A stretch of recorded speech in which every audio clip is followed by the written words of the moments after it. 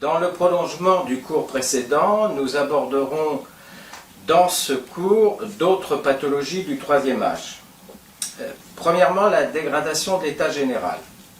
Bien entendu, nous devrons être sensibles à l'état général de la personne. Une dégradation de cet état doit nous alerter prioritairement. Quels en sont les signes ? Nous l'avons vu dans les cours précédents, la déshydratation, puisque les personnes âgées ont une diminution de la sensation de soif. La dénutrition, qui est une sensation régulière de ne pas avoir faim, ou bien un état dépressif et perte de l'envie de s'alimenter. La dénutrition est une préoccupation de santé publique. C'est pour cela que des actions sont développées sur ce sujet auprès des seniors. Quelles sont les causes de la dénutrition ? La dénutrition peut être endogène ou exogène.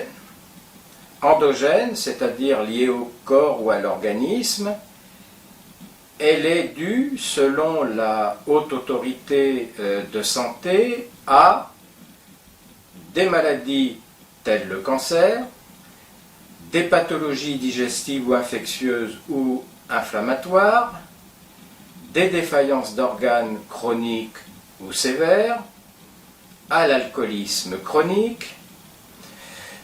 Elle peut être due à des situations susceptibles d'entraîner une diminution des apports alimentaires et ou une augmentation des besoins énergétiques.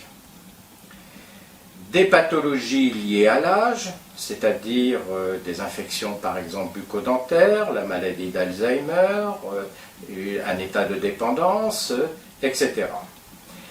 Les causes de la dénutrition peuvent être exogènes, c'est-à-dire provenant de l'extérieur. Le contexte social peut être inadéquat.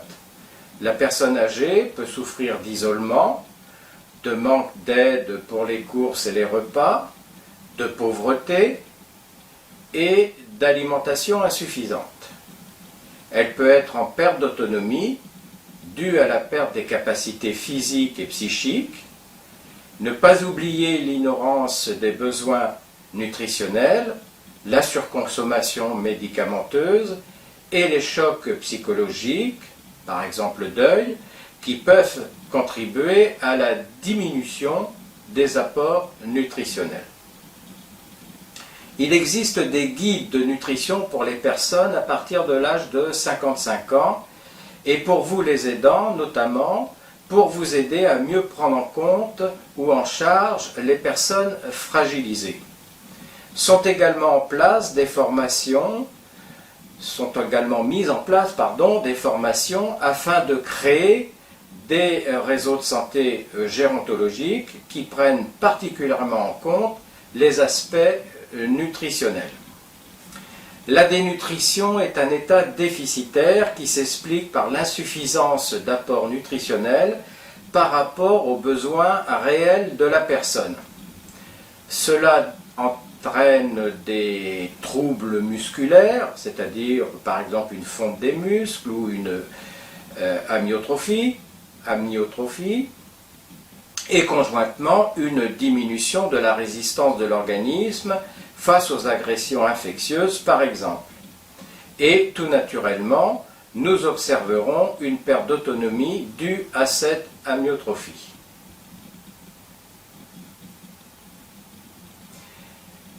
Les besoins métaboliques varient d'un sujet à un autre.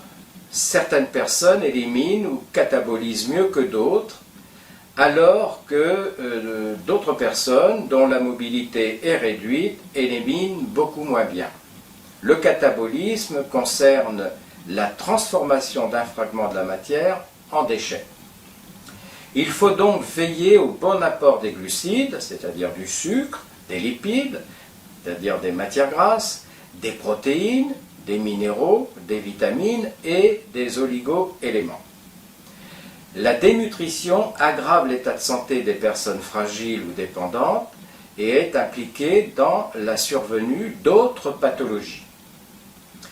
D'autres signes de la dégradation de l'état de santé peuvent provenir de troubles métaboliques. C'est un processus qui permet aux cellules de se nourrir et de produire de l'énergie. Le métabolisme des glucides, des acides aminés, du fer est touché. Le plus connu est le diabète, qui est un trouble du métabolisme du glucose. Les affections diverses, les cancers, les maladies du système circulatoire, les artérites, etc. sont à prendre en compte. Tout ce qui a trait à l'aspect physique et psychologique est aussi à prendre en compte. Amaigrissement, chute, confusion, douleur, plainte, dépression, etc. Nous avons également insisté sur les pathologies qui sont provoquées par les interactions médicamenteuses, voire par des surdoses ou par une mauvaise utilisation des médicaments. Les signes qui doivent nous sensibiliser sur ce sujet sont les effets secondaires multiples, nausées, vomissements, somnolence, impression d'être dans les nuages, fatigue, etc. C'est pour cela qu'un seul médecin devrait pouvoir contrôler l'ensemble d'un traitement pris par une personne. Les ordonnances multiples sont à proscrire. Ce n'est pas parce que l'on prend beaucoup de médicaments que l'on se soigne mieux, bien au contraire. Bien évidemment, il faut surveiller les maladies qui ne font pas de bruit, qui sont là mais qui peuvent être diagnostiquées très tardivement, telles l'hypertension, le diabète, l'ostéoporose ou l'insuffisance rénale. Certaines personnes âgées ressentent bien quelque chose, mais elles évitent d'en parler, de peur que l'on découvre quelque chose de grave ou parce que ça passera. Les personnes âgées sont fragilisées, le vieillissement est un phénomène normal, mais tous les symptômes du vieillissement ne le sont pas.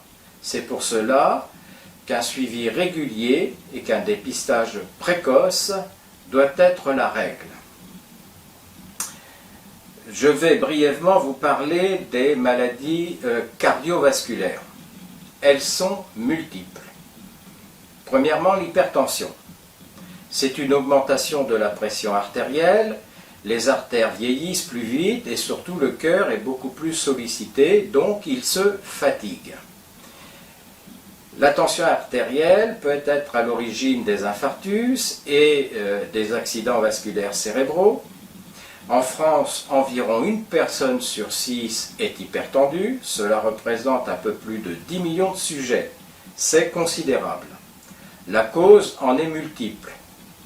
Une alimentation trop riche, trop salée, le manque d'activité physique, la sédentarité, l'hérédité, le tabagisme, le cholestérol bien sûr, le stress, l'alcoolisme et bien sûr l'âge. Il est donc impératif de surveiller sa tension artérielle.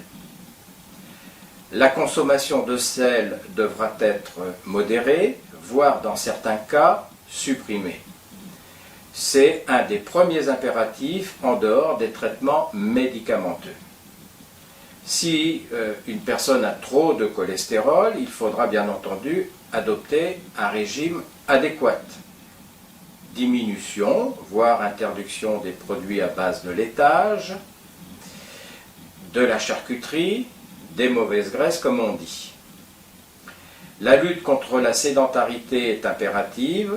Selon l'âge et les capacités physiques de la personne, une activité physique sera salutaire, par exemple la marche, la gymnastique douce par exemple, la piscine, enfin toutes ces activités physiques possibles pour les personnes âgées. Bien entendu, l'arrêt de l'alcool et du tabac est très fortement conseillé et souhaité. Deuxièmement, les cardiopathies ischémiques. Elles affectent les artères coronaires qui sont les vaisseaux du cœur. le muscle cardiaque est insuffisamment alimenté en sang et les risques d'infarctus ou de nécrose sont majeurs.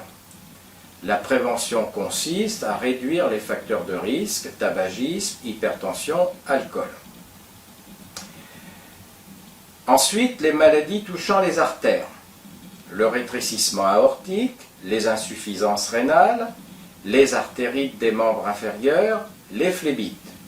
Toutes ces pathologies cardiovasculaires se signalent par des symptômes précis.